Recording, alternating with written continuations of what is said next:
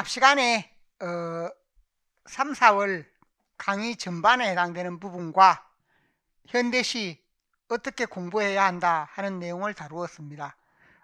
이제 구체적인 작품 부분으로 들어가서 우리가 책에서 보면 108쪽에 보면 현대시 부분 들어가는 부분이 있습니다.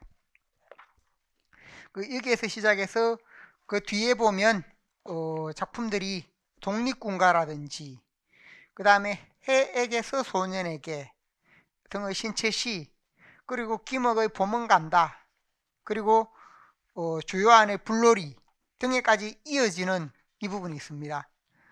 그래서 여기에 해당되는 부분들은 우리가 우리 시의 흐름을 이해하는 데 있어서 중요한 부분이고, 과거에 이와 관련되는 부분은 시험에 나온 부분이 꽃두고라고 해서 최남선의 꽃두고 부분이 나왔습니다. 그 다음에 또 이 부분은 그러면 앞으로 시험에 나올 가능성이 없는가 라고 할 때, 자유시에 관한 인식 부분은 우리가 자유시가 무엇이다 라는 것을 분명하게 인식을 하고 있어야 됩니다. 그러니까 우리가 보통 정형시, 자유시, 산문시라고 할 때 정형시에서 산문시, 정형시에서 자유시로 넘어오는 그 과정이 바로 이 시기의 시이기 때문입니다. 그래서 우리가 잘 알듯이 우리 문학사 흐름에서 보면 정형시의 시기가 있습니다. 정형시라고 했을 때 전통적으로 이어지던 시조라든지 가사 부분, 이런 정형시의 시기가 있고, 그리고 시조에서 보면 시조와 사설시조 부분이 있었고, 그 다음 가사에서 이렇게 이어지는 부분이 있습니다. 이렇게 이어져서 이 부분이 조선 후기 부분으로 이어졌고, 조선 후기에 이어지는데 개화기 부분에 들어왔을 때, 개화기에 들어와서도 이 부분이 시조의 경우나 사설시조 이런 부분도 이어집니다. 가사의 경우에는 이 시기에 나타나는 게 개화가사가 나타납니다. 그래서 개화가사가 나타나게 되고, 그래서 개화기에서 보면 개화가사, 그 다음에 또 뭐가 나타나는가 하면 창가, 그리고 신체시, 이런 부분으로 이어집니다. 이 부분들이 대체로 보면 모두 뭐냐 하면 정형시에 가까운 그런 시기입니다. 이것은 과도기 부분이고, 그 다음에 이 부분에서 자유시로 이어진다라고 할 수 있습니다. 자유시 부분으로 이어지고, 그래서 여기서 이건 시기 부분인데 전체적으로 보면 이 부분까지 이렇게 포괄하는 부분이 정형시 부분이다 라고 보시면 되겠고, 여기까지가 정형시의 의미, 그 다음에 과도기, 그 다음 자유시, 이렇게 이어진다는 겁니다. 그래서 우리가 정형시라고 할 때 그 이전에 있었던 시조 가사 외에 경기체가 등도 정형시, 향가도 정형시에 해당됩니다. 그래서 정형시의 시기를 지나서 그 다음에 신체시로, 그리고 자유시로 이렇게 이어지게 되는데, 우리가 개화가사, 창가라고 할 때 이 부분이 정형시가 이제 조금 시대적으로 보면 일반적인 조선후기 시조 가사가 있었는데 거기에서 그래도 조금 변화된 양상을 보입니다. 변화된 양상을 보이긴 하지만 그래도 뭐냐, 이런 부분도 정형시에 포함된다라고 할 수 있습니다. 그래서 개화가사의 경우에 개화가사가 있을 때 우리가 그 내용면에서 형식면에서 따져보면 개화가사의 경우 내용면에서 어떤 부분을 주로 담고 있는가, 계몽적인 내용. 그래서 개화가사에 보면 계몽적인 내용이다 라고 할 때 계몽에 관한 내용, 보통 우리가 계몽이라고 하는 의미는 뭡니까? 계몽 혹은 계몽에 붙여서 계몽주의 이렇게 붙이는데, 대체로 보면 이 계몽주의라는 것은 어떤 내용을 담고 있는가 하면 그 시대에 맞는 내용, 그 시대에 필요한 내용, 그래서 그 시대의 문제, 그 시대에 그 시대를 살아가는 데 필요한 가치 혹은 내용 등이 있고, 이것을 교사의 위치에 있는 교육 교육자의 위치에 있는 어른이 교육자 위치의 어른이 주로 아이에게 가르치는 내용. 그러니까 교육자의 위치의 어른이라고 하거나 혹은 이 부분은 지식인이 또는 백성에게 가르치는 내용. 그러니까 이것은 교육적인 의미, 계몽이라는 것은 바꿔 말하면 어른이 아이들에게 혹은 지식인이 모르는 사람에게 가르치는, 그게 바로 계몽주의라는 겁니다. 그럼 계몽주의 대표적인 작가가 누굽니까? 소설가로 보면 춘원 이광수. 춘원 이광수의 소설에서 무정에서도 보면 늘 형식이 중심이 되어서 형식이라는 인물이 잘 모르는 사람에게 가르치는 내용으로 되어 있습니다. 그래서 그것을 계몽주의라고 한다. 그러면 이런 계몽주의와 관련되는 부분, 이런 성향을 지니는 게 고전에는 뭐가 있습니까? 훈민가, 송강정시로 훈민가, 훈자도 교훈, 가르치다는 의미입니다.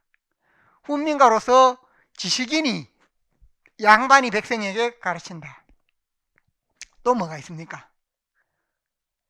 정하교의 농가원령가, 이것도 역시 가르치는 내용이다 하는 점.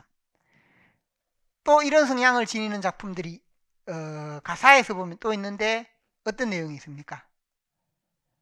가사에서 연관을 지어보자면 용부가나 용부가 우부가도 이런 계몽적인 내용을 담고 있다 라고 할 수 있습니다. 그럼 시조에서 보면 어떤 부분이 있습니까? 시조에서 우리가 교훈적인 내용을 담고 있는 시조, 오륜가와 같은 경우, 오륜가이다 라고 하면 앞에서 훈민가도 마찬가지였지만 오륜가의 경우에도 마찬가지입니다. 상강오륜을 가르치는 내용이다. 그래서 이런 부분들이 우리 문학 속에서도 계몽주의라는 부분을 적용을 했지만 그 이전의 문학, 양반 4대부 문학 속에서도 이런 성향은 많았습니다. 그래서 이런 부분들이 우리가 개화기에 본격적으로 많이 들어옵니다. 왜 그런가? 개화기의 그 시대 부분에서 보면 그 시대가 좀 혼란한 시대, 어떤 가치를 찾기 힘든 시대, 그때의 이런 내용, 그때에 뭐냐면 성각에 해당되는 사람이나 이런 사람들이 그 내용을 찾아서 그걸 가르치는 내용이 많다는 겁니다. 그래서 이 내용이 담는데 계몽적인 내용이다. 그럼 이 계몽의 내용이 뭔가? 첫 번째는 문명개화, 개화. 그 다음에 두 번째는 독립에 해당되는 내용, 신교육. 개화는 신교육이라고 할 수 있습니다. 이런 개화가사에 해당되는 이런 내용들을 담고 있다라고 할 수 있습니다. 그래서 왜 이 시기에 이런 내용이 나오는가? 바로 우리가 일제에 의해서 국권이 침탈될 위기 상황을 맞았기 때문입니다. 또 우리가 그 시대에 보면 근대화 물결이 크게 일어나던 그런 시기였습니다. 그러다 보니까 이런 부분들이 시대적인 요구 때문에 이게 대두가 되었다는 겁니다. 그래서 이것은 여러분들이 이런 내용을 볼 때는 항상 뭐가 필요한가? 거기에 보면 문학사 부분에서 문학사 도표나 아니면 문학사 부분에 뭐가 있는가 하면 개화기로 넘어가 보면 항상 이런 부분과 연관이 있는 내용이 나옵니다. 그래서 문학은 특히 현대에 들어오면 그 시대와 밀접한 연관이 있다는 겁니다. 어떤 내용을 볼 때 이런 내용을 담은 것은 언제밖에 없는가? 1900 개화기와 20년대 초, 개화기 20년대 초 외에는 이런 내용이 안 나옵니다. 왜? 20년대 후반으로 넘어가면 우리가 나라를 완전히 잃어버렸고 이런 내용을 드러내기가 어렵습니다. 그래서 춘원 이광수까지, 개화기에서 춘원 이광수까지가 이런 내용이 조금 나오다가 그 뒤에는 이 내용이 안 나온다는 겁니다. 그래서 20년대 넘어가면 또 뭐가 됩니까? 그 자리를 차지하는 게 사실주의 계열의 작품으로서 우리나라 궁핍함 문제 또는 유의민의 발생 문제, 이게 나옵니다. 그게 다 시대와 각각의 연관이 있습니다. 그래서 우리가 작품을 볼 때 항상 시대와 연관을 짓는 그런 시각을 가져야 됩니다. 그래서 이러한 내용을 주로 담고 있다라는 점. 그럼 이것은 뭐냐 하면 개화나 독립이 이런 부분이 개인의 정서인가 그렇지 않으면 사회적인 이념인가 라고 할 때 여기서는 사회적 이념에 가깝다. 사회적 이념, 즉 직접적인 정서라기보다는 사회 이념에 가까운 내용이다. 그래서 이런 부분이 뭐가 되는가 하면 개화가사라고 할 때 이런 내용들이 일반적인 우리가 서정시라고 할 때 일반 서정으로 보기가 조금 어려운 면이 있다는 겁니다. 그래서 자유시라고 할 때 일반적인 자유시와 약간 거리가 있는 면으로 볼 수 있습니다. 그 다음에 이 부분은 개화가사라고 할 때 이것이 대체로 보면 사음보 위주로 되어 있습니다. 가사는 사음보 위주로 되어 있죠. 사음보 위주로 되어 있으면서도 일부 변형이 있습니다. 사음보 위주로 되어 있으면서도 변형이 있는 부분인데 사음보 부분은 그대로 지니고 있는데 1절, 2절로 1절, 2절 절을 나눕니다. 절을 나누는 걸 뭐라고 하는가 하면 분절체 혹은 분장체, 분절체로 된다든지 분절체로 되거나 혹은 짧은 내용으로 제시한다. 보통 가사는 길지요. 우리가 예를 들면 상충고가 하더라도 79구라든지 이렇게 되는데 보통 짧은 형태로 해서 8구 형태로 제시가 된다든지 아니면 12구 형태로 제시가 된다든지 짧은 형식으로 또 이런 부분으로 제시되는 하나의 특징이 뭐냐 하면 후렴이 있습니다. 후렴. 그러니까 사음보는 유지하되 이런 일부 변형을 보여준다라고 할 수 있습니다. 그래서 이게 개화가사 특징이다라고 할 수 있고 여기서 개화가사의 창가로 이어지면 창가도 이 내용이 거의 비슷합니다. 이런 내용이 거의 비슷하고 창가에서는 개화의 내용이 더 많습니다. 독립의 내용은 요건 조금 적어집니다. 그러니까 주제의식 면에서 개화가사가 창가보다 더 주제의식이 있다라고 설명할 수 있습니다. 그래서 이런 부분이 있고 그 다음에 창가에서 보면 형식에서 이 부분은 주로 뭐냐 하면 삼원보인데 청량삼복격이다 라고 해서 삼원보에서 청량삼복격이 있습니다. 청량삼복격은 우리가 글자 수로 보자면 335, 435, 345, 445 이렇게 되는 부분, 그렇게 되는 것을 우리가 삼원보라고 하면서 청량삼복격 이 부분으로 설명하기도 하고 또는 사음보로 설명하기도 하고 이런 형태로. 그래서 이런 부분들이 우리가 보면 개화가사 창가 부분인데 개화가사 창가까지도 중요한 것은 뭐냐 하면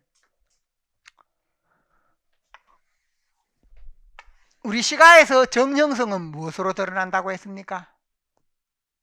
음보율로 드러납니다. 여기 정형시다라고 할 때 이 정형성은 음보율로 드러난다는 겁니다.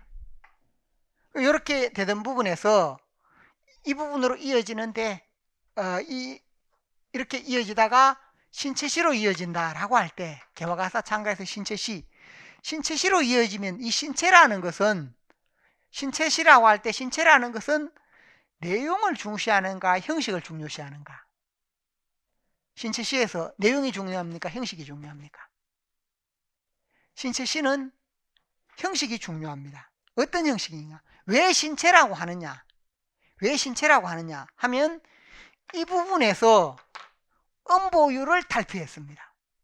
여기서 사음보, 삼음보, 우리 시가에서 정형시라는 것은 음보율을 지키는 겁니다. 현대에도 정형시, 시조가 있죠.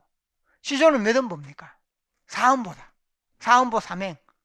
우리 시가에서 정형시는 음보율을 지키는 것인데 여기에서는 음보율을 탈피했다 하는 점. 음보율을 탈피해서 이게 바로 뭐냐? 음보율을 탈피했는 이 부분이 자유시에 근접했다. 이게 중요한 겁니다.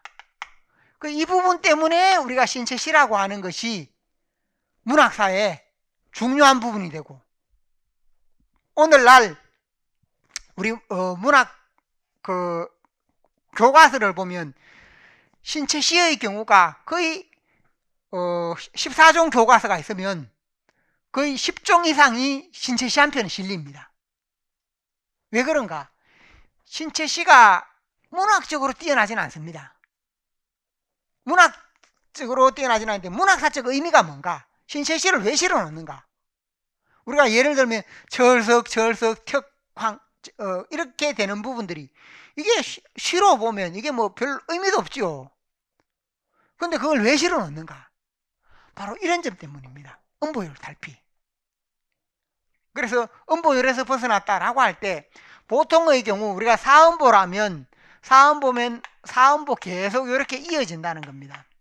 이렇게 이어지면 이게 사음보이다. 삼음보 청량삼보기에서 7호조 형태로 이게 조금 긴 형태가 됩니다. 3, 4, 5나 4, 3, 5로 이렇게 계속 이어지는 부분이 바로 뭡니까? 음보율이라는 겁니다. 고정된 음보를 지키고 있다. 그러면 음보율에서 탈피했다는 것은 뭔가? 어떤 경우에는 예를 들면 철석, 척, 들어오는 쾅, 그 다음에 때린다, 부순다, 무너버린다, 태산 같은 높음에 집체 같은 바위돌이나 이것이 뭐야, 이게 뭐야, 나이크님 아느냐 모르느냐 호통까지 치면서, 그러니까 이게 사음보가 되기도 하고 삼음보가 되기도 하고 사음보가 되기도 하고 삼음보, 오음보 등으로 계속 바뀌고 있다는 겁니다. 이런 부분들이 바로 뭐냐 하면 현대 자유시처럼 음보율에서 탈피했다. 고정된 음보율에서 탈피했다. 이게 바로 뭐라는 겁니까? 신체다. 신체의 의미. 신체라고 할 때 이걸 잘 생각을 해야 됩니다. 그래서 신체시가 우리 교과서에 실린다라고 하면 형상화가 뛰어나거나 문학성이 뛰어나서가 아니고 바로 새로운 형식, 이전에는 정형시 일색에서 새로운 형식으로 넘어오기 시작했다는 것. 그게 바로 음보율의 탈피이다. 그래서 이런 점이 의미가 있습니다. 그래서 음보율을 탈피했다 하는 게 문학사적인 의미이고, 그렇지만 음보율을 탈피는 있지만 여기에서 한계가 뭐냐? 한계가 있었는데 새로운 정형시를 시도한다. 같은 형태의 연이 반복이 된다. 같은 형태의 연이 반복이 되어서 같은 형태의 연이 반복된다는 것은 뭐라고요? 새로운 정형시를 시도하는 것이다. 새로운 정형시를 시도하는 것이다 라고 할 수 있습니다. 그래서 이 부분의 경우 새로운 정형시, 똑같은 부분을 이게 하나의 연만으로 보면 자유시인데 이 형태를 2연, 3연, 4연 그대로 적용을 한다는 겁니다. 그러니까 이게 똑같은 형태의 정형시를 시도하는 게 아니냐. 그러니까 이것은 자유시에 근접했지만 이렇게 보면 이것은 뭐냐? 자유시에 미달되는 점이다. 자유시에 미달된다 하는 점. 그래서 이런 점을 생각을 할 수 있습니다. 그런데 이 내용, 신체시에서 오는 내용은 또 뭐냐? 1번 개화의 내용이 중심이 된다. 문명개화, 신교육의 필요성. 개화라고 할 때 개화는 우리가 나라를 연다는 의미도 되고, 여는 것은 뭐냐? 외국 문물을 받아들인다. 받아들이는 것은 뭐냐? 신교육이나 신문물을 받아들이는 그런 의미를 내포합니다. 자, 그래서 이런 부분에서 보면 사회적 이념을 담으니까 이런 내용으로 보면 계몽이다라고 할 때 이 시기에 이렇게 이어지는 것이 바로 뭐라는 겁니까? 문학 유파로 보면 이런 부분들이 모두 계몽주의이다. 계몽주의.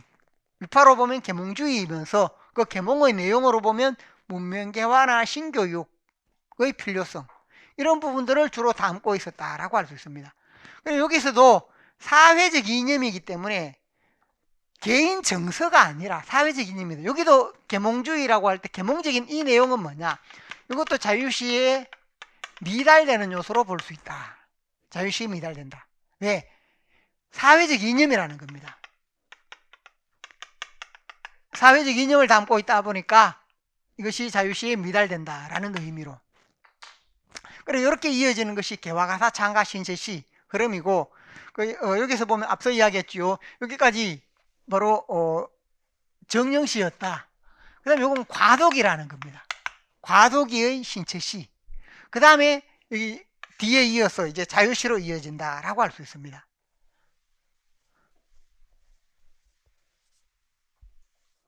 그러면 자유시는 바로 뭐냐라고 할 때, 자유시의 경우 자유시다라고 할 때 이 부분이 있죠.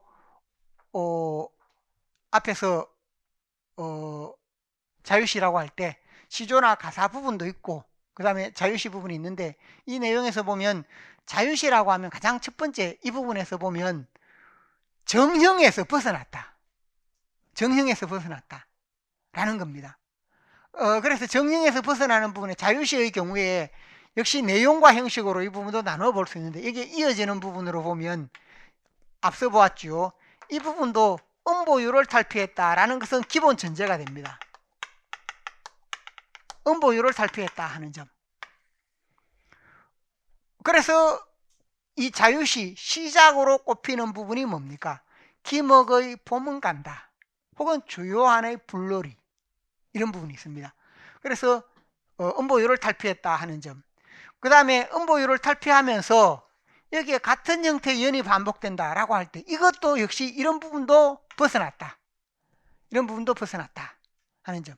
그래서 이 부분에서 보면 음보율을 탈피했다라고 하는 것은 이것은 자유시 요소로 볼 수 있습니다. 자유시 요소이다. 그런데 이 자유시에 들어오면서도 우리나라 시에서 보면 앞서도 이야기했지만 이런 부분은 그러면 계몽주의에서 벗어나서 개인의 정서를 담는 것. 자유시에 오면 사회적인 이념이 아니라 개인의 정서를 담는다라고 할 수 있습니다. 그래서 이 부분에서 벗어나서 개인의 정서를 담는데, 이 개인의 정서라는 게 바로 뭐냐? 앞에서 말한 사회적 이념에서는 탈피했다 라고 할 수 있습니다. 사회적 이념을 벗어나서 그 앞시기에 문명 개화에 해당되는 내용을 중점적으로 다루다가 거기에서는 이제 벗어난다는 겁니다. 그래서 개인의 정서를 담는데, 이 개인의 정서를 담으면서 두 가지 방향이 있습니다. 하나는 뭐냐 하면 우리가 잘 알듯이 김억이나 주요한이나 황석우 등의 시로 이어지는 흐름이 있고, 그 다음에 이상화라든지 아니면 김소월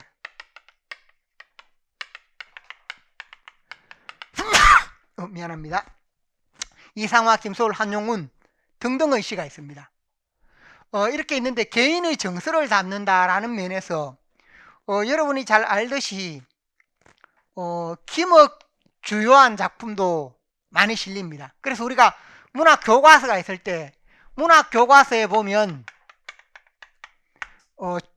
신체시가 실리거나 신체시 아니면 김억 아니면 주요한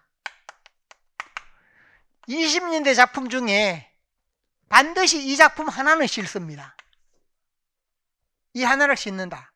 그럼 여러분이 알듯이 김억의 작품이 봄은 간다 이게 뛰어나서 실는 게 아니라는 겁니다. 주요한의 불놀이도 마찬가지입니다.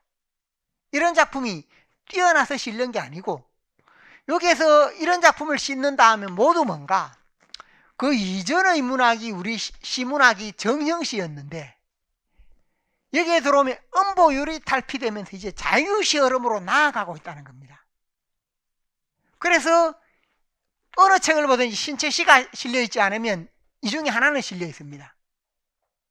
그래서 여기서 보면 김억의 봄은 간다가 뭐냐? 신체시 다음에 가장 먼저 나온 작품. 과거에는 주요한의 작품이 더 빠르다라고 했습니다. 주요한의 작품이 빠르다라고 해서 과거에는 주요한의 작품을 대부분 실다가 김억의 봄은 간다가 좀 뒤늦게 발견이 된 겁니다. 그러다 보니까 이제 김억의 작품으로 이렇게 실어놓은 경우가 많습니다. 그래서 이것이나 이것을 실른다라고 하는 의미는 바로 이것도 작품이 훌륭하거나 뛰어나서 그런 게 아니다. 문학사적인 의미에서 뭐라는 겁니까? 최초의 자유시. 우리가 최초의 자유시에 비견되는 게 뭐냐? 현대소설에서 뭐가 있습니까? 최초의 근대소설입니다. 최초의 자유시라는 것은, 최초의 자유시는 뭐냐? 이건 최초의 근대시라는 의미와 마찬가지입니다. 최초의 근대적인 의미의 시. 그러니까 우리 최초의 근대소설은 이광수의 무정. 여러분이 소설 부분에서 보면, 문학사 부분에서 소설은 이광수의 무정을 거의 안 실는 작품이 거의 없죠. 왜 그런가? 최초의 근대적인 작품이라는 겁니다. 그래서 그것이 문학사적인 의미가 있는 것인데, 시에서는 바로 뭔가 이러한 의미를 지닌다. 그래서 음보유를 탈피했고, 그럼 이게 자유시 요소인데, 또 개인의 정서를 담아서 사회적 이념을 탈피했다는 겁니다. 그런데 김억, 주요한, 황석우의 경우에, 그러면 우리가 김억의 작품 제일 먼저 나왔으니까 이걸 자유시로 보느냐? 또 그렇게 보진 않습니다. 자유시 논의를 하고는 있는데, 이런 부분의 경우 또 뭐가 문제냐? 김억, 주요한, 황석우의 작품은 주체적 개인이 아니라는 겁니다. 주체적 개인이 아니다. 주체적 개인이 아니다 라고 하는 것은 뭐냐 하면, 작품 자체에서 나오는 인물이 우리가 근대적인 의식을 지닌 인물. 이광수의 무정에서 보면, 이광수의 무정에 나오는 형식이라는 인물은 어떻습니까? 근대적인 의식을 지니고 있지요. 문명계화, 근대, 그런 의식을 지니고 있는 인물입니다. 그러니까 그런 인물은 주체적인 근대적 의식을 지녔다라고 할 수 있습니다. 물론 그 인물이 친일적 사고는 문제가 됩니다. 그렇지만 주체적 근대인의 의식을 지니고 있다. 그런데 여기에 있는 인물은 나라를 잃었거나 아니면 그 상황에서, 그 상황도 구체적이지 않으면서 뭐가 된다는 겁니까? 좌절, 슬픔, 우울에 빠져 있는 겁니다. 좌절, 슬픔, 우울에 빠져 있다. 그래서 주체적 개인이 아니다라고 할 때 좌절이나 슬픔이나 우울의 정서, 이 정서를 드러내는 부분을 가지고 우리 최초의 작품이다 라고 내세우기가 어렵다는 겁니다. 즉 문학적 형상화도 떨어질 뿐만 아니라 주체적 개인의 정서도 아니고, 이게 첫 번째이고, 두 번째는 형상화가 부족하다. 시적 상황이 모호합니다. 형상화가 부족해서 이 부분에서 시적 상황이, 작품들마다 시적 상황이 모호하다. 시는 시적 화자가 있고 화자의 상황이 분명해야 그 정서가 명확합니다. 어떤 인물이 어떤 시적 화자에 해당되는 부분이 우리가 계속 1, 2월에 계속 다루었죠. 화자 및 화자의 상황, 화자와 화자의 상황이 분명하면 그 정서가 분명하다는 겁니다. A라는 인물이 나로 나와 있는데, 나라는 인물이 수험생이다. 이 수험생이 힘든 상황이지만 열심히 공부해서 합격했다. 그럴 때 뭐냐? 합격의 기쁨이라는 정서가 드러납니다. 그러니까 화자와 화자의 상황, 그게 분명해야 된다는 겁니다. 그런데 이 화자의 상황이 불분명하다 하면 정서가 슬픔을 노래하긴 하는데 왜 슬픈지를 모르는 겁니다. 슬픈 이유, 이것이 잘 안 드러난다는 겁니다. 그래, 내가 슬프다라고 하면 예를 들면 사별을 했다, 이별을 했다 등등 이런 부분 사유가 분명해야 하는데 그게 상황이라는 겁니다. 그래서 상황이 불명확하다라고 할 수 있습니다. 이것은 뒤에 설명하겠지만 시적 상황이 모호하다라고 할 때 이것이 왜 그런가 하면, 이게 초기, 우리가 상징주의, 초기에 수용된 상징주의 영향이다. 초기에 수용된 상징주의를 우리가 잘 이해하지 못했기 때문에 상징주의에서 이것은 다시 한번 다룹니다. 그러다 보니까 이런 부분들이 우리가 이 중에 하나를 골라서 자유시다. 처음에는 주요한의 불놀이를, 제가 이제 중학교 다니고 이럴 때 주요한의 불놀이 하면 최초의 자유시 이렇게 했습니다. 이광수의 무정, 최초의 근대소설 이렇게 다루었는데 이렇게 보기가 어렵다는 겁니다. 이런 두 가지 부분 때문에. 그래서 우리 학자들이 조금 그 논의를 미루더라도 이상화나 김소월, 한용운 등의 작품에서 찾는 게 어떠냐 라는 논의가 있었고, 그래서 지금은 이상화, 김소월, 한용운 등의 작품에서 찾으려고 노력한다. 아직 어느 것이다 라고 말하지는 않습니다. 아직 그래서 우리나라 최초의 자유시 무엇이다 라고 말하는 그런 논의는 없습니다. 그런데 합의가 된 것은 뭐냐, 큰 틀에서 이 부분으로 이상화나 김소월, 이상화의 경우 빼앗긴더라도 보물오는가, 아니면 김소월 시인의 시, 아니면 만해 한용운 시인의 시, 이런 부분에서는 뭐냐, 주체적 개인이다 하는 점, 주체적 개인으로 나라를 이런 상황에서 대응을 보여주고 있다. 그 다음에 나름대로 형상화 부분을 보여주고 있다. 형상화를 보여주기 때문에. 그래서 1번이냐 2번이냐라고 할 때 과거에는 1번 부분, 특히 주요한의 작품을 최초의 자유시 이렇게 했는데, 지금은 뭐냐, 이 1번 계열에 해당되는 작품은 1번계는 최초의 자유시 형성에 기여한 작품, 최초의 자유시로 보질 않고 자유시 형성에 기여했다, 자유시 형성에 이르는 과도기적 작품이다. 그래서 이걸 거쳐서, 이건 과정이고 이걸 거쳐서 뭐냐, 이런 시인들에 와서 여기가 최초의 자유시이다, 자유시가 바로 여기이다 라는 부분으로 합의가 됐다는 겁니다. 그래서 이 부분은 과도기이고 최초의 자유시라고는 하지 않는다 라는 것이 현재 학계의 논의라는 겁니다. 자, 그래서 우리가 이러한 논의를 이해하고 이 시대의 흐름, 이 시대 문학을 봐야 합니다. 이렇게 흐름에 따라 설명했는데, 조금 뒤에 계몽주의, 그 다음에 상징주의, 자유시 등에 대해서 다시 한번 세부적인 부분을 보겠습니다. 여기 그래서 이 부분은 과거에 시험에 나온 것을 보면 뭐가 나왔는가 하면, 최남선의 꽃두고라는 게 이 신채시인데, 이 신채시를 두고 신채시와 이게 그 이후의 자유시에 해당되는 부분, 이걸 비교하는 작품이 나왔다는 겁니다. 그래서 그 시대에 문제가 나왔기 때문에 그것은 역시 뒷부분에서 살펴보도록 하고, 현대시 애국하는 노래가 있습니다. 108쪽, 이런 부분들은 우리가 자세하게 살펴볼 필요는 없습니다. 이 부분이 문제로 나오지는 잘 않는데, 그러나 교과서에, 문학 교과서나 아니면 국어 교과서 이런 작품들이 가끔씩 실린 경우가 있습니다. 그래서 애국하는 노래가 실렸다 하면 이게 바로 가사의 형태인데, 아세아의 대조선이 자주 독립 분명하다. 그럼 이건 1절, 2절, 3절로도 되면서도 합가가 뭡니까? 후렴이라는 겁니다.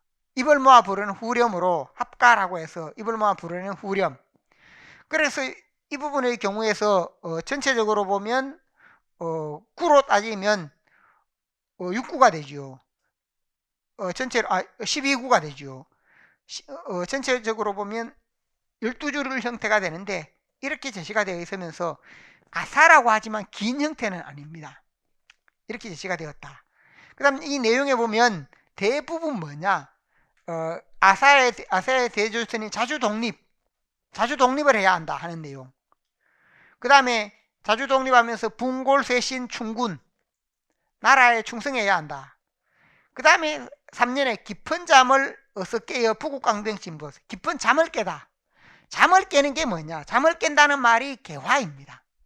문명개화. 그러니까 깊은 잠을 깬다는 이 부분 속에 개화의식 속에는 뭔가, 조선시대는 잠의 시대라는 겁니다. 조선시대, 그 앞시대에 대한 부정의 의미가 내포되어 있습니다. 그래서 그 부정적인 부분에서 벗어나는 것이 뭐냐, 개화이고, 그리고 잠을 깨는 것이다 라고 할 수 있습니다. 자, 그래서 깊은 잠을 어서 깨어 부국강병 진부하세, 이렇게 되는 부분. 그 다음에 한두 줄 건너뛰어서 그 아랫줄에 합심하고 일심하에 서세동점 막아보세요. 서세동점을 막는다. 이것도 우리가 자주 독립한다는 의미에 가깝고, 남녀 없이 입학하여 세계학식 배워보자. 남녀 없이 입학하여 세계학식을 배워보자. 이렇게 해서 교육을 받자. 그러니까 큰 틀에서 보면 자주 독립에 해당되는 내용, 자주 독립과 문명개화, 이 부분입니다. 이 작품을 실어 놓은 것은 이게 뭐냐? 그 주제의식이 가장 분명한 작품이기 때문입니다. 이게 시험에는 안 나오지만 이걸 통해서 우리가 사음보이다. 문명 개화가사라고 할 때 사음보이면서 뭐가 중심이 됩니까? 개화와 독립이 함께 담겨 있는 그런 의미의 내용이다. 자, 그래서 다른 부분 핵심에 해당되는 것만 보시고, 그 다음에 그것보다 조금 뒤에 부분에 보면 독립시면에 동심가가 있습니다.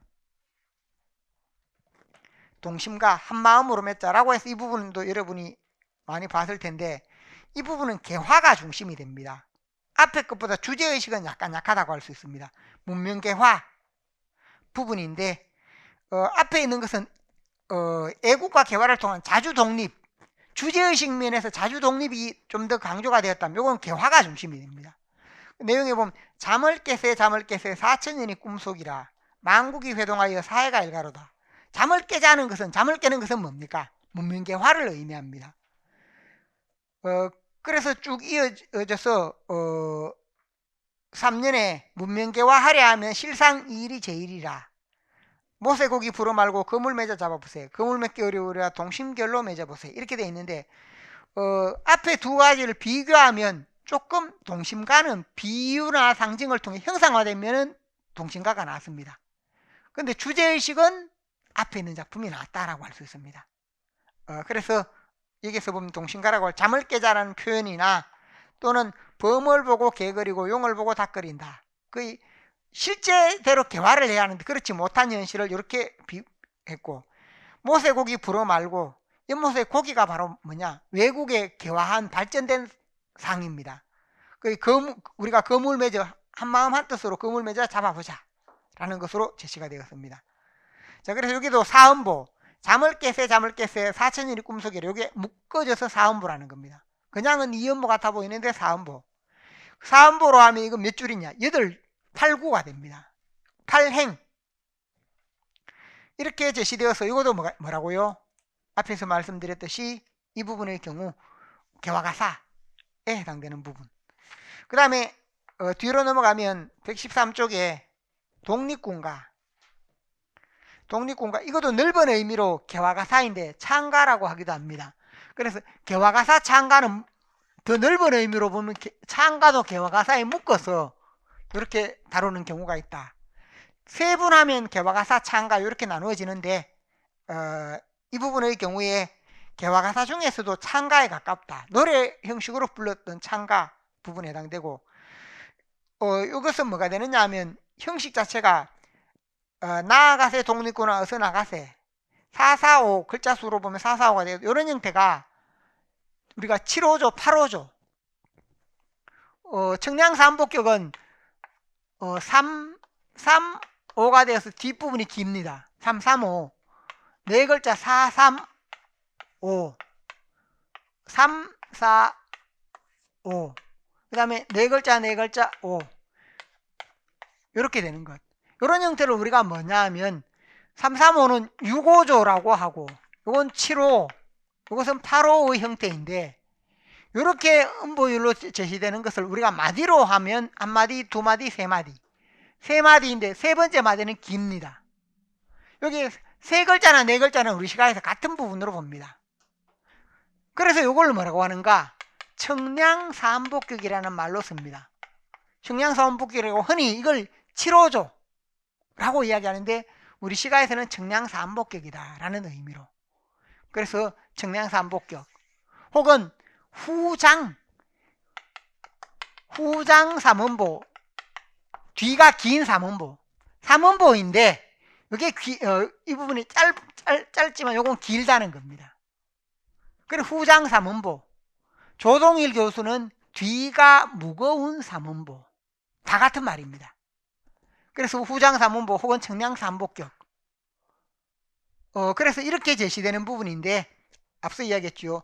삼음보인데 보통 청량 삼복격으로 되거나 또는 사음보로 되는 경우도 있고, 그래서 이런 경우가 창가, 개화가 쌓이면서 창가이다 라고 할 수 있습니다.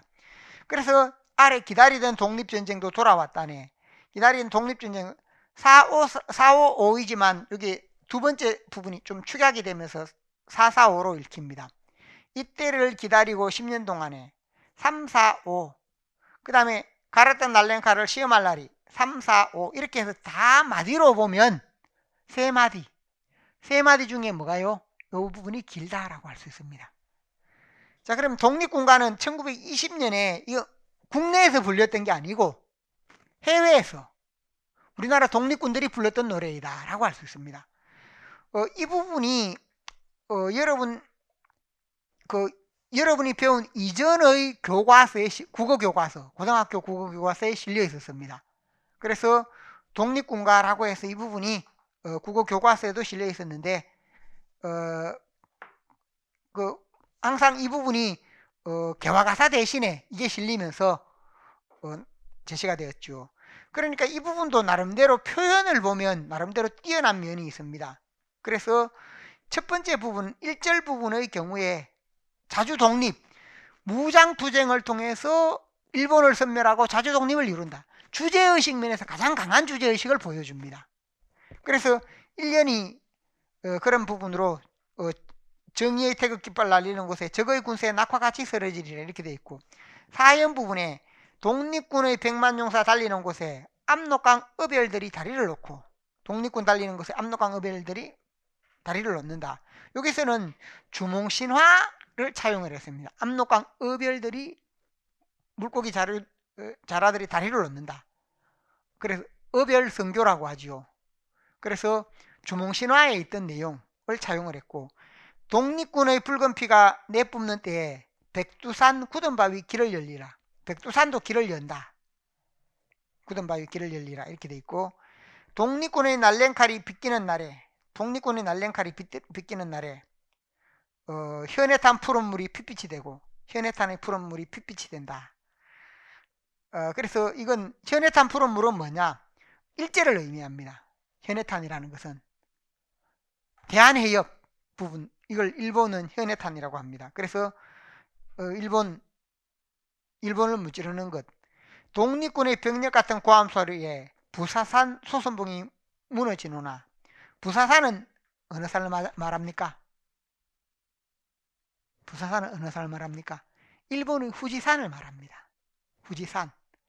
우리가 사과 중에 부사라는 사과가 있는데 그게 일본에서 들어온 겁니다. 그러다 보니까 부사, 후지, 일본의 후지 필름 뭐 이렇게 한다든지 이런 게 다 그와 같은 의미인데, 그래서 이 부분의 경우에 내용 자체를 보면 현해탄이나 부사산, 이것은 뭐가 됩니까? 내용 자체를 보면 일본을 의미하는 것이다. 그래서 4연 부분, 왜 1절, 2절, 3절, 4절이 있는데 왜 1절과 4절을 제시했을까? 4절이 다양한 부분, 문학적 표현이 가장 좀 뛰어나기 때문입니다. 그래서 1절과 4절을 제시해서 내용 부분에서 보면 건국신화를 사용한다든지, 그 다음에 다양한 상징을 통해서 나름대로 형상화를 이루고 있습니다. 그러니까 보통 보면 여기에서는 사회적 이념을 직접 제시하다 보니까 형상화가 부족합니다. 이런 부분에서 사회적 이념이 제시되면 항상 형상화가 부족한데, 그래도 우리 책에 실려 있는 부분은 고르고 골라서, 그러니까 이 시기에 있는 부분은 다 이념 자체가 직접 제시, 생경하게 그대로 노출되는 경우가 많은데, 여기에 있는 것은 그나마 고르고 골라서 제시된 것이 이 정도이다. 그렇게 보시면 되겠습니다. 그 다음에 그래서 이 부분은 깊이 있게 하지 않아도 좋습니다. 핵심만 보고 어떤 의미들이 담겨 있구나 라는 것만 생각하면 됩니다. 뒤로 넘어가서 해에게서 소년에게, 이 부분은 과거에 꽃두고라는 작품이 나왔는데, 이 작품을 내더라도 똑같은 문제로 낼 수 있습니다. 같은 형태의 문제로 낼 수 있다.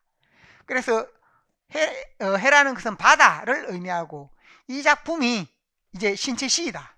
신체시. 앞에서 이미 설명했는데 여기서는 신체라는 의미가 뭐냐? 이때 신체라는 것은 앞에 있던 사음보, 삼음보, 그 음보율을 탈피했다는 것을 우리가 잘 이해를 해야 됩니다. 이 작품을 볼 때는 가장 중요한 요소가 뭔가? 음보율 탈피. 그러니까 철석, 척쏴하면 이게 철석, 척, 쏴 이렇게 되면 척 자체가 한 음보가 돼서 전체 사음보가 됩니다. 때린다, 부순다, 무너버린다 라고 할 때 3음보.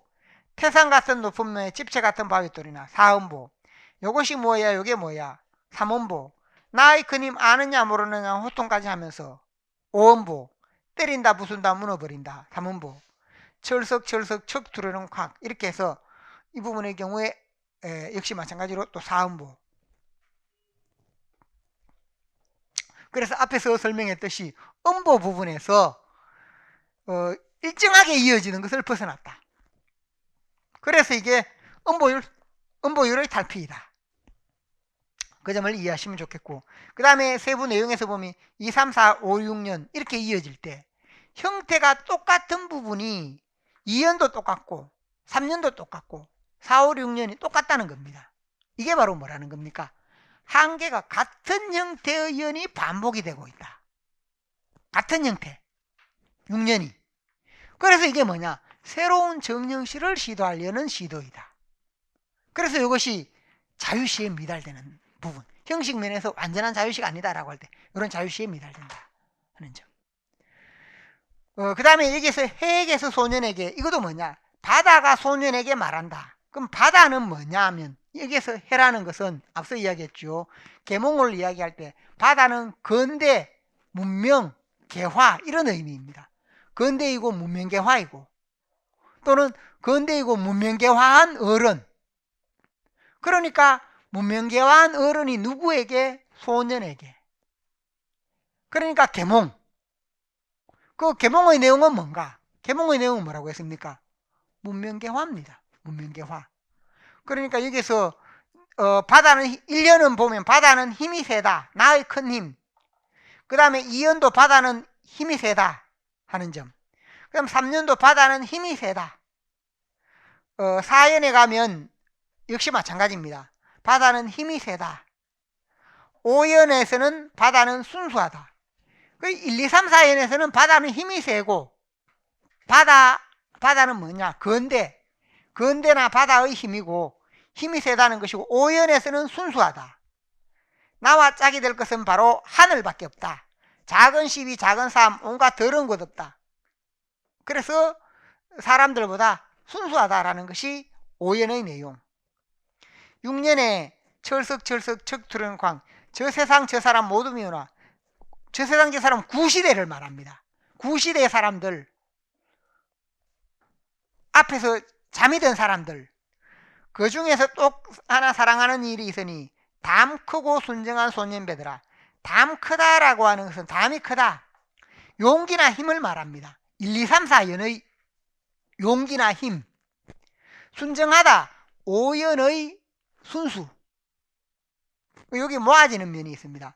담 크고 순정한 소년배들이 재롱처럼 귀엽게 나의 품에 와서 안기미로다. 오너라 소년배 입맞춰주마.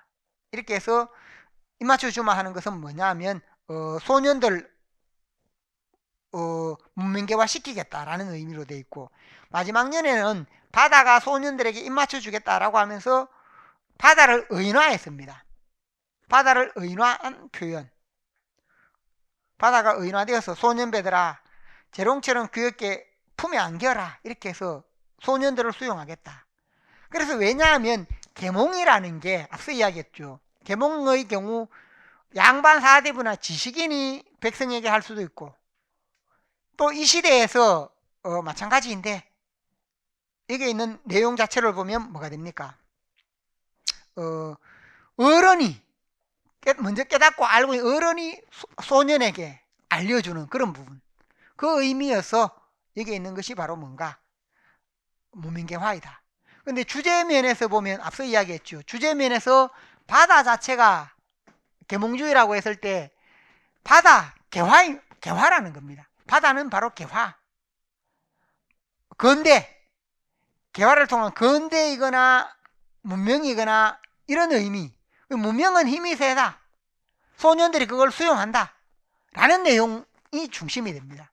주제의식 면에서는 앞에 이런 부분에 있던 개화나 독립까지 담고 있던 그 내용에서 부족하다는 겁니다. 그 내용에서는 부족하고, 그래서 개화에 해당되는 내용을, 이 개화도 뭐냐? 사회적 이념이다. 그러니까 단순 개인 정서가 아니라는 겁니다.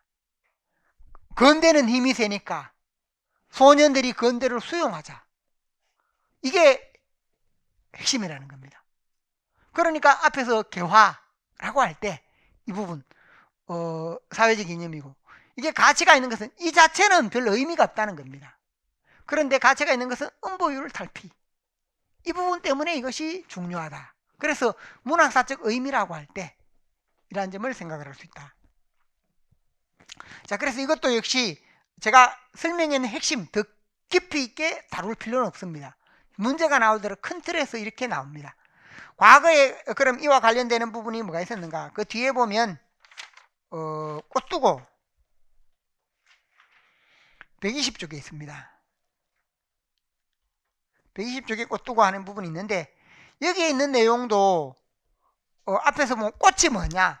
앞에서는 바다가 건대였다면 여기에서는 꽃이 뭐라는 겁니까? 문명개화이고 건대라는 겁니다. 나는 꽃을 즐기게 만들어. 꽃이 바로 문명개화, 건대. 실제 있는 꽃이 아니라는 겁니다. 그래서 문명개화는 건대를 꽃으로 비유했고, 나는 꽃을 즐기게 만든다 라고 할 때 꽃이 좋다는 의미이고, 형식을 보면 1년과 2년이 똑같습니다. 이것도 뭐라고요? 같은 형태의 연을 반복하다 보니까 이게 뭐냐? 새로운 정형식을 시도하는 것이다 라는 의미로 설명할 수 있습니다. 그냥 하나의 연만 제시가 되었으면 이런 부분 설명이 필요 없는데, 두 연이 제시가 되면서 두 연이 어떻게 되어 있습니까? 똑같은 형태라는 겁니다. 그래서 또 다른 정형식의 시도이다. 자, 그래서 그 점을 생각을 하시면 좋겠고, 이 부분에 대해서 한번 나왔기 때문에 이게 다시 나오진 않습니다. 과거 문제에서 보면 123쪽에 최남선에 꽃두고가 있었고, 나의 경우 123쪽 부분에서 나는 뭐냐? 우리가 자유시 이상화, 김소월, 한용운을 벗어나서 서정주의 자유시입니다. 서정주의 자유시. 그 뒤시대니까. 그러니까 여기 완전한 자유시와 신체시를 비교한다 하는 게 이 부분의 문제였다는 겁니다. 그래서 꽃이 상징하는 의미를 쓰시오라고 했을 때 여기 1번 부분은 제가 과거에도 예를 많이 들었는데, 이때 꽃은 뭐냐? 건대나 문명인데 이때 여러분이 강한 힘, 절대적 가치, 이것보다 뭐라고 했습니까? 건대 혹은 문명으로 해야 정확한 용어가 된다. 왜? 이 부분에서 묻는 것이 핵심적인 의미입니다.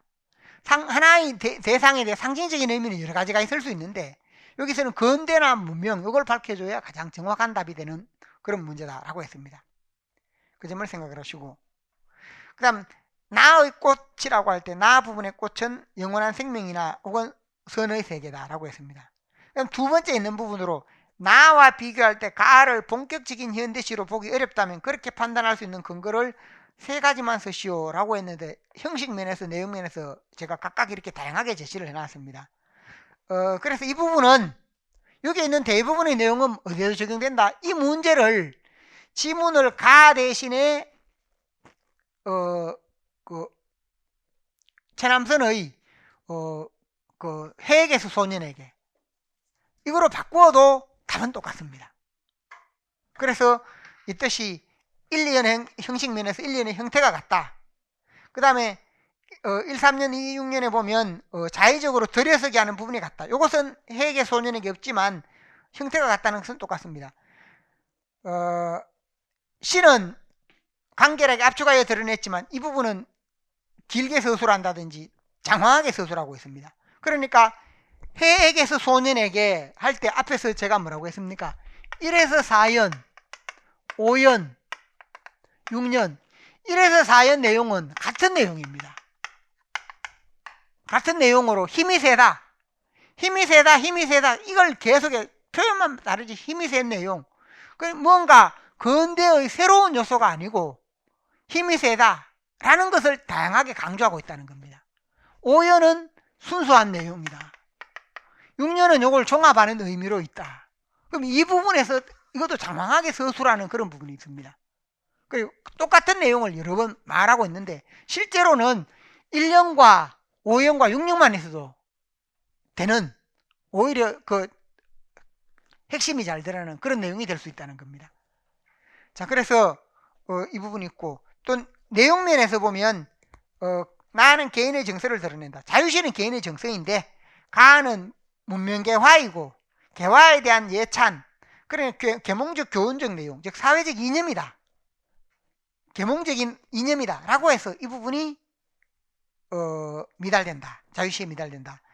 나는 주제를 내용, 형식, 표현 등을 다양한 형태를 통해 형상화했는데, 앞에서 이런 부분은 뭐냐? 형상화가 부족하다. 이런 부분도 마찬가지입니다. 개화를 드러내면서도 직접적으로 사회적 이념을 드러냈다라는 것은 형상화가 부족하다는 말과 같습니다. 주제가 전면에 드러난다는 겁니다. 주제가 전면에 드러나는 작품은 항상 형상화가 부족하다. 어떤 작품이 그렇습니까? 바로 조선시대 4대부들의 교훈적인 가사 내용, 주제가 전면에 드러나죠. 또 카프 문학, 신경양파 카프 문학, 주제가 전면에 드러납니다. 이것도 마찬가지라는 겁니다. 20년대 30년대 가면 카프 문학과 이 내용은 같은 내용입니다. 주제의식이 있어서 문명개화해야 한다. 이걸 직접적으로 드러내고 있다. 그러면 작품에서 형상화, 내용 형식 요소가 조화가 돼야 되는데 그 조화가 부족하기 때문에 형상화가 부족하다라는 의미로 설명을 할 수 있습니다. 이런 것이 형상화가 부족하다고 했죠. 이것도 다 마찬가지입니다. 자, 그래서 이 부분을 생각을 하시면 좋겠습니다. 여기 있는 내용은 과거에 시험에 나왔기 때문에 또 우리가 시 흐름을 이해하기 위해서 앞에서 보면 초기에 이런 시들이 있었는데 시 흐름을 이해하기 위해서 필요한 것이다 라고 보시면 되겠고, 그 다음에 있는 부분이 뭔가 하면 125쪽에 김옥의 봄은 간다 부분이 있습니다. 자, 여기서 이제 여기까지가 이 신체시였다는 겁니다.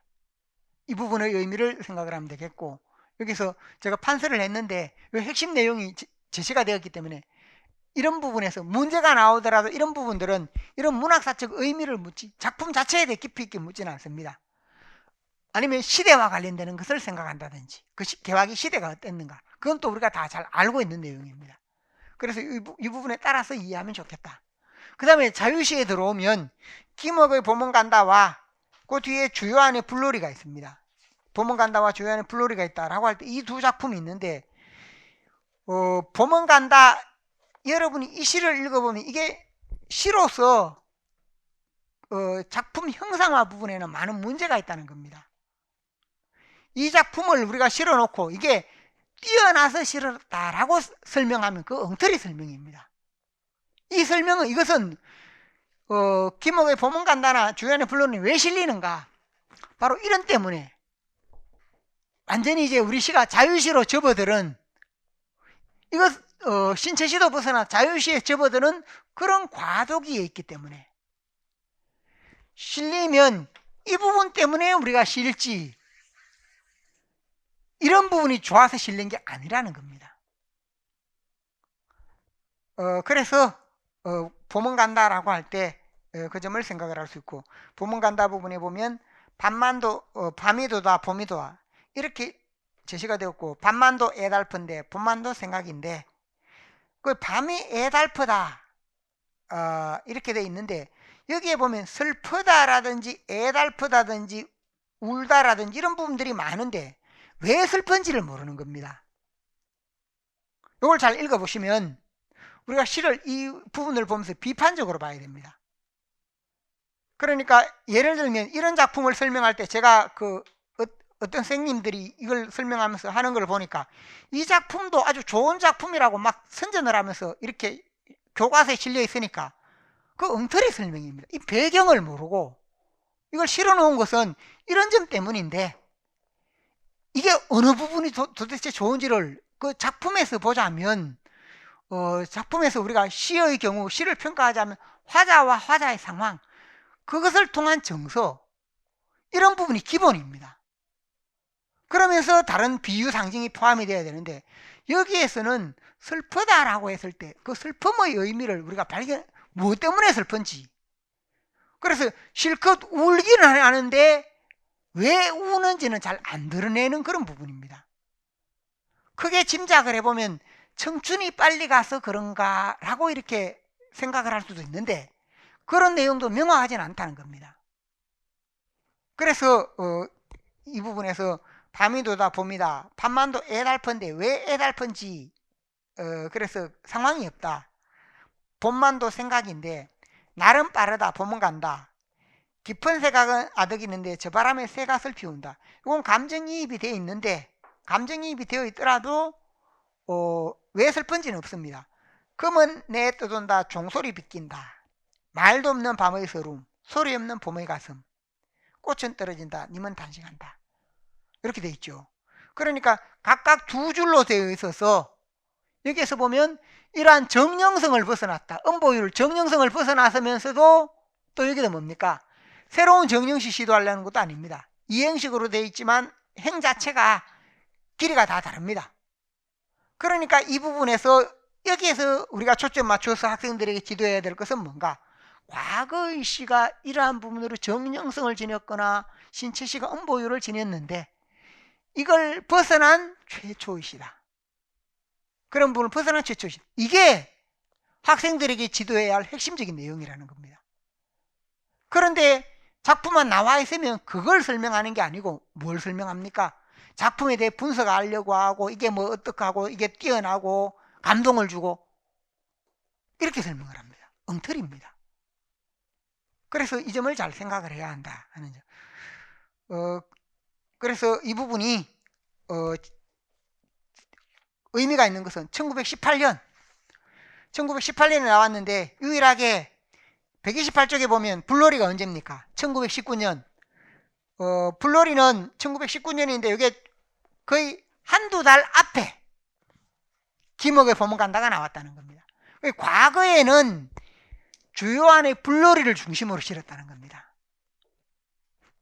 주요한의 불놀이를 중심으로 실다가 발표된 시기로 보다 보니 태서문예 신보에 김옥의 이 시가 있는 겁니다.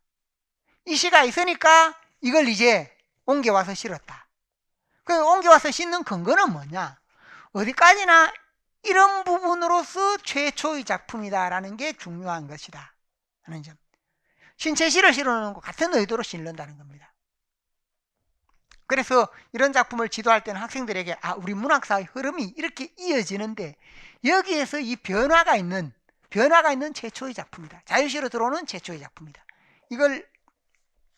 이것에 초점을 맞추어서 이해할 필요가 있습니다. 그리고 이것이 문학사적 의의다라고 할 때 그 점을 생각을 하시면 되겠고, 그러면서 여기에서 보면 정서 부분의 경우에도 개인의 정서는 맞습니다.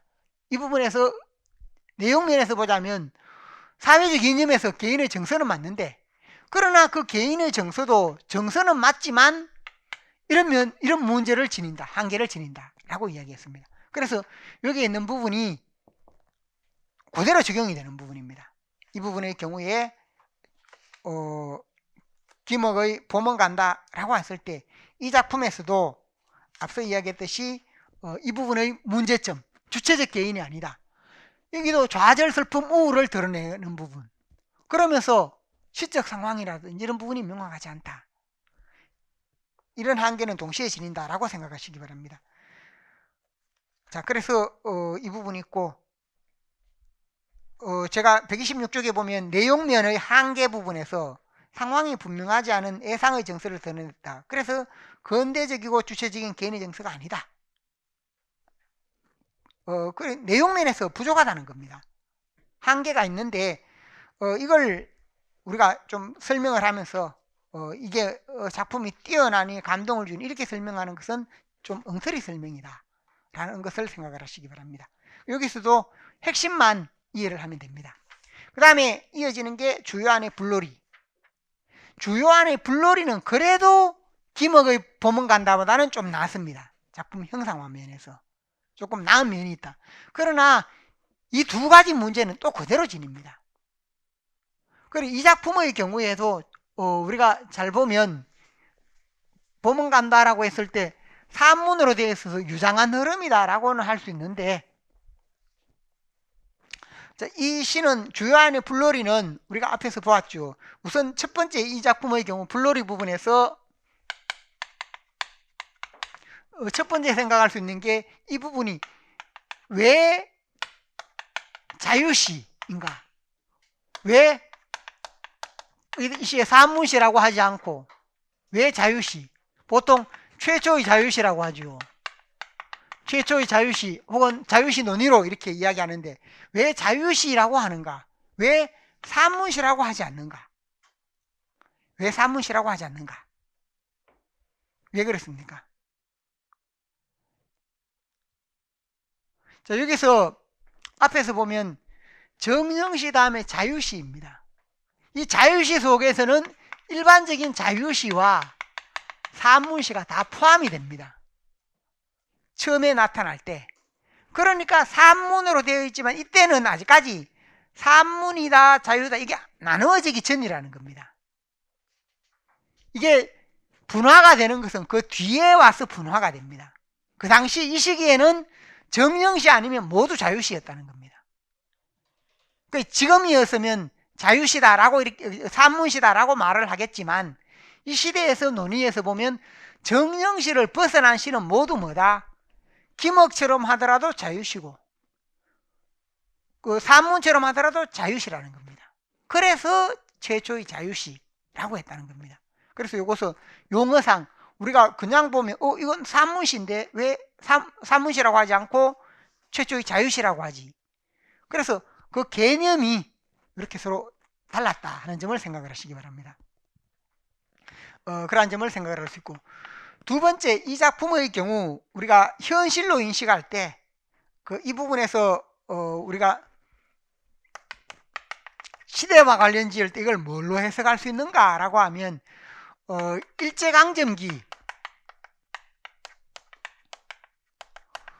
조국 상실의 슬픔을 담고 있다라는 부분으로 이렇게 설명도 가능하다 라고 해서 여기에서 불놀이라고 했을 때 여기에서 좌절에 빠져 있다라고 할 때, 그런데 그럼 어느 부분이 그렇냐라고 할 때 그건 또 좀 명확하지 않다는 겁니다.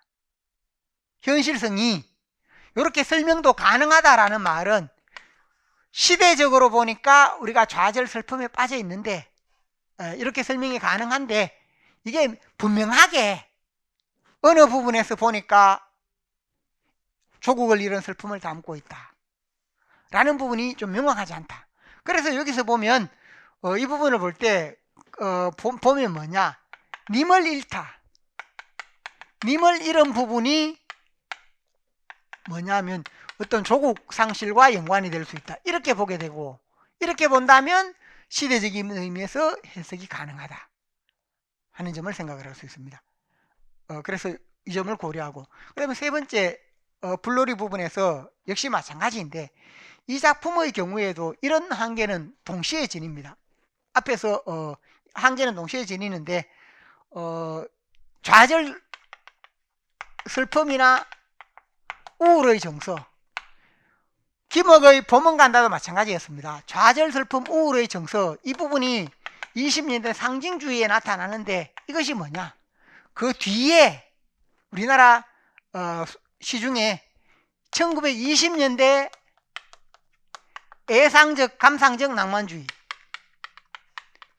애상적 감상적 낭만주의 시, 여기에 이어진다라고 할 수 있습니다.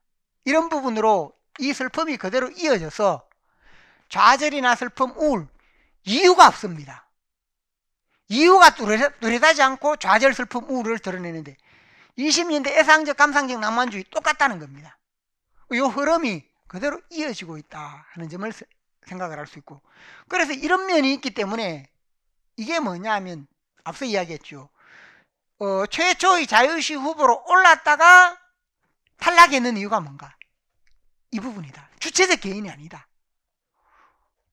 예를 들어서 우리가 만약에 나라를 잃었다고 하더라도 거기에 대해서 슬퍼하면서 되찾기 위한 그런 의도를 보여야 하는데 그런 부분이 아니다라는 것. 그 다음에 앞서 이야기했죠. 시적 상황에서 보면 시적 상황이 모호하다. 이 부분에서 보면 이연과 오연을 묶어서 보면 이연과 오연, 이연의 그 상황이 나오는 게 뭐냐 하면 이 슬픔을 드러내는 것이 1년 다음에 1년에 왜 나만 슬픈가 이렇게 돼 있어서 이연에 춤을 춘다 이렇게 돼 있고 넷째 줄에 꺾어서 시들지 않은 꽃도 없건만은 가시님 생각에 살아도 죽은 이 마음이야. 이렇게 해서 가신님 생각에 살아 죽은 이 마음이야. 그 다음 줄에 에라 모르겠다 해서 이렇게 하면서 어제도 아픈 발 끌면서 무덤에 가보았더니, 그러니까 가신님, 죽은님, 여기는 무덤을 생각을 하니까 님의 죽음으로 인한 슬픔이라는 겁니다.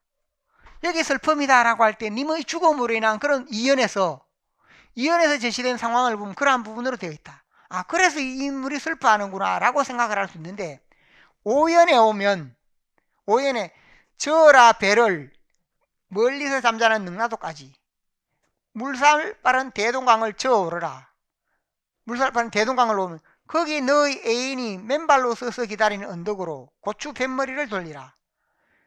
그러니까 이 부분에서 보면 또 뭐냐 하면, 거기 애인이라고 할 때 너의 애인이 맨발로 서서 기다리는 부분으로 이렇게 제시가 되어 있죠. 그러니까 이 부분에서 보면 여기 영구분이 좀 잘못되어서 2연으로 되어 있는데 그게 4월달 여기가 2연으로 구분이 됩니다. 4월달부터는 3년 이렇게 되는데 128페이지 전체 1에서 4연까지 내용은 뭐냐? 님의 죽음으로 인한 슬픔. 님의 죽음으로 인해서 그렇게 되는데 5연에 보면 너의 애인이 맨발로 서서 기다리는 언덕으로 이렇게 돼 있으니까 이 부분에서 이 내용이 앞에 부분과 안 맞는 내용이다 라고 볼 수 있습니다. 그래서 이 부분에서 보면 조금 상황이라는 부분에 명확하지 않다 하는 점. 그래서 이 부분에서 보면 큰 틀에서 대동강의 불놀이를 보면서 이 작품을 썼다. 그런데 그 청년은 뭐냐? 님을 잃은 다른 사람들은 화려하게 불놀이를 하는데 이 청년은 나라를 잃은 슬픔을 안고 있다 하는 점. 나라를 잃은 슬픔, 애인을 잃은 슬픔을 안고 있다. 그렇지만 또 뒷부분에 오연과 묶어보면 그게 일관성이 없다는 겁니다. 그 다음에 또 이걸 굳이 보자면 님을 잃은, 조국을 잃은 그 상황으로 보기도 한다 라고 해서 이렇게 볼 수도 있는데, 이것도 명확한 설득력이 있는 것은 아니다. 그래서 이 점을 참고를 하시면 좋겠습니다. 앞에서 내용면에 직접 한 게 감정이 직접 제시되었다. 이 작품에 보면 슬프다. 시는 감정이 있을 때 슬픈 것을 직접 제시하면 시가 안 됩니다. 어떻게 해야 됩니까? 슬픈 것을 화자와 화자의 상황으로 또 비유 상징으로 바꾸어 제시해야 됩니다. 슬픈 것을 슬프다 해서 시가 되는 것이 아니라, 앞에서 예를 들면 이별의 한 김소월 시인의 진달래꽃과 같은 경우에도 거기에서도 이별의 한이다라고 할 때 시인이 겪은 이별의 한을 여성 화자를 통해서 또 진달래꽃이라는 제재를 통해서 그런 식으로 접근을 하고 있다는 겁니다. 그리고 단어를 통해서 진달래꽃이라는 하나의 상징을 통해서 그렇게 제시하니까 직접적으로 거기에는 슬프다라는 내용이 없습니다. 진달래꽃에 슬프다라는 내용이 없지만 그걸 읽으면 슬프지요. 그래서 우리가 시에서 제시되는 것은 정서가 직접 제시되면 그것은 문제가 있는 겁니다. 정서를 직접 제시하는 것이 아니라 비유 상징을 통해서 제시해야 되는, 여기는 내용을 읽다 보면 감정이 직접 드러나. 왜 1년 끝에 왜 나만 혼자 가슴에 눈물을 참을 수 없는, 이건 시적인 표현이라고 할 수가 없습니다. 그 다음 또 에라 모르겠다, 저 불길로 이 가슴 태워버릴까 이렇게 말을 한다든지 그런 부분도 마찬가지고, 그 다음에 강물이 웃는다 라고 할 때 사연도 마찬가지고, 그래서 이런 부분에서 여러 군데에서 감정이 직접 제시가 되었습니다. 그 다음에 감상적, 영탄적 어조도 마찬가지고, 시적 상황의 일관성 부족, 앞에서 이야기했습니다. 상황이 일관성이 부족하다 하는 점. 그러다 보니까 근대적이고 주체적인 개인의 정서를 드러내지 못한다라고 했습니다. 그래서 제 책에서 보면 제 책의 감상 내용에 이러한 문제점이나 한계에 해당되는 것은 다른 책에는 이런 게 제시가 안 되어 있습니다. 대부분의 책에서 칭찬만 해놓고 있습니다. 그러니까 이런 작품을 보면 교사들도 이러한 시각으로 보지를 못하고 그냥 참고서에 있는 칭찬하는 내용, 이런 내용으로만 보고 있다는 겁니다. 그래서 이걸 실어놓은 의도는 그게 아닌데 너무 이렇게 칭찬하는 쪽으로 이렇게 기울어져 있으니까, 그러니까 이런 것은 또 모릅니다. 그래서 이것이 왜 가치를 지니는가 할 때 이 작품 자체 내용이 지닌 가치보다 이게 훨씬 중요하다. 그래서 이걸 설명할 때는 그 앞의 시가 어땠는데 이게 바뀌었기 때문에 이게 의미가 있는 것이다. 자유시로 들어오면서 이런 부분이 중요한 것이다. 이게 설명이 돼야 된다는 겁니다. 자, 그래서 그러한 의미 부분으로 이해하시면 좋겠고, 그래 음보율에서 벗어났다라는 게 그만큼 중요하다. 중요하게 다뤄야 할 내용이다 라고 이해하시기 바랍니다.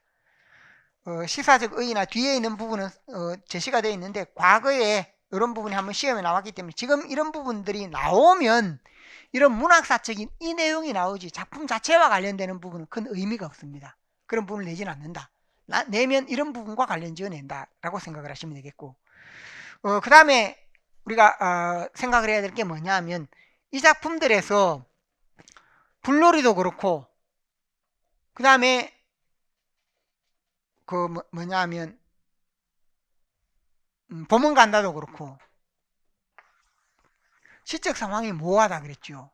시적 상황이 모호하다. 이게 앞에서 왜 그런가 하면 우리가 상징이라는 부분을 상징주의에서, 상징주의는 우리 시사에서 아주 중요한 역할을 하는데 자유시와 밀접한 연관이 있다 하는 점을 생각을 할 수 있고, 이것은 유파 부분에 그게 다 설명이 되어 있습니다.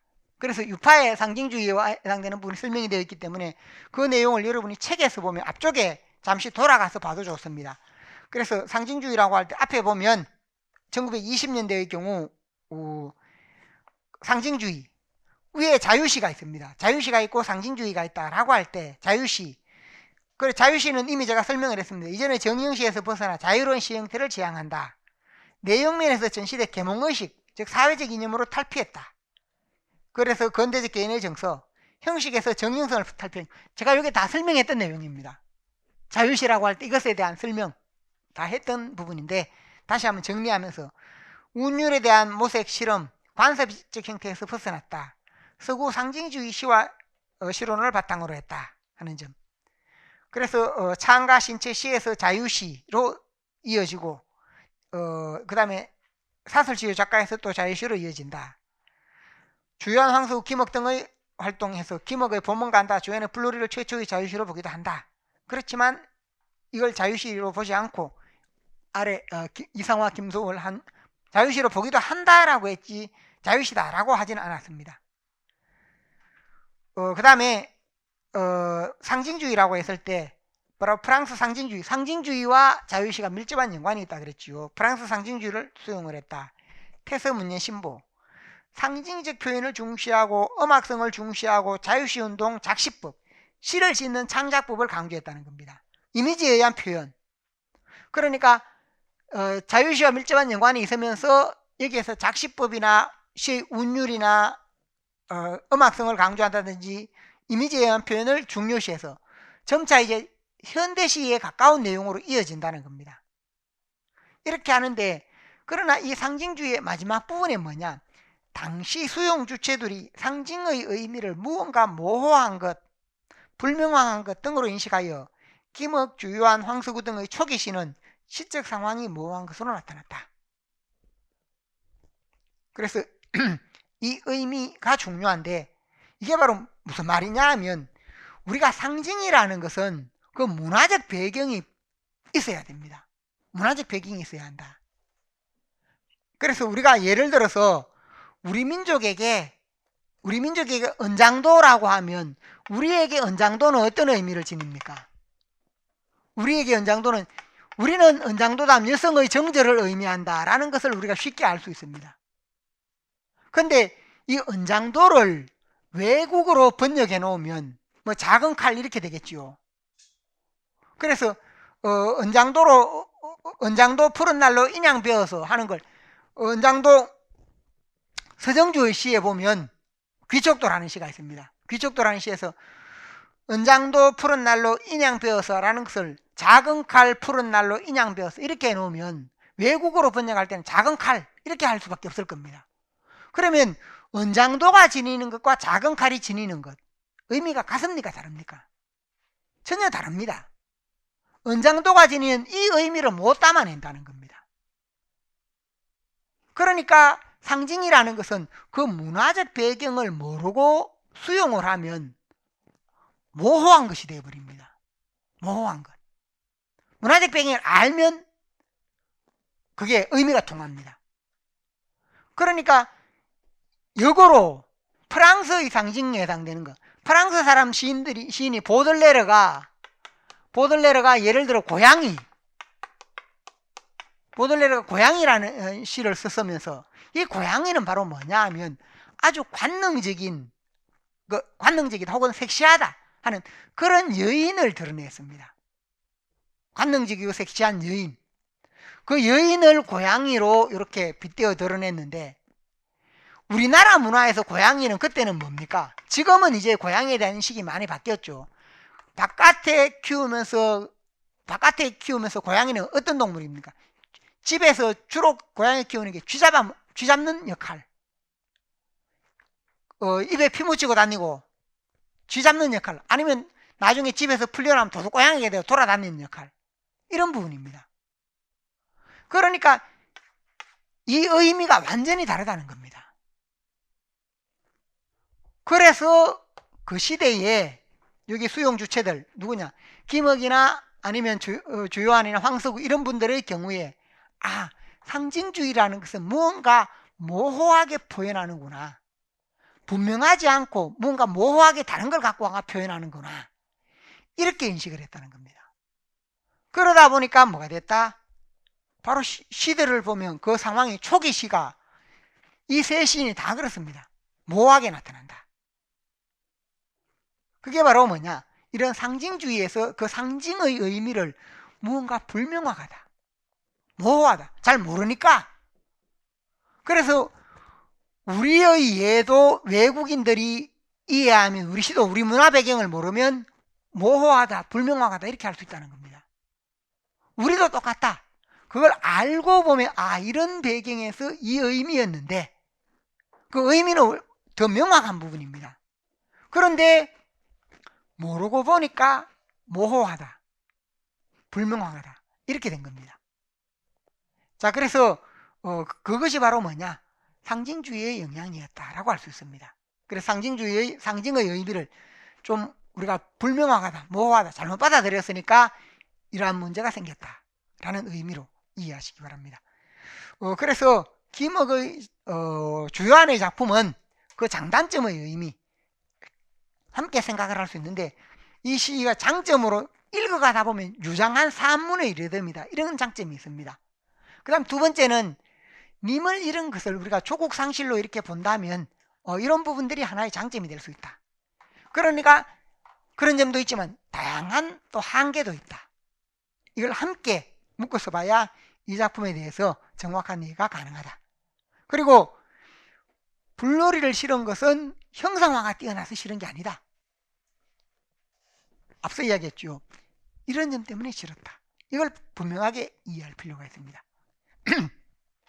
자, 지금까지 다룬 작품들은 구체적으로 작품이 출제된다라고 보기는 어렵고 작품이 만약에 출제되더라도 묻는 문제들은 이런 문학사적 문제가 출제될 수 있습니다.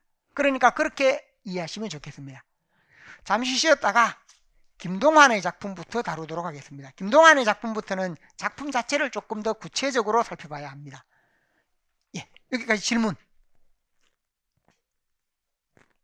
없습니까? 예, 잠시 쉬었다 합시다.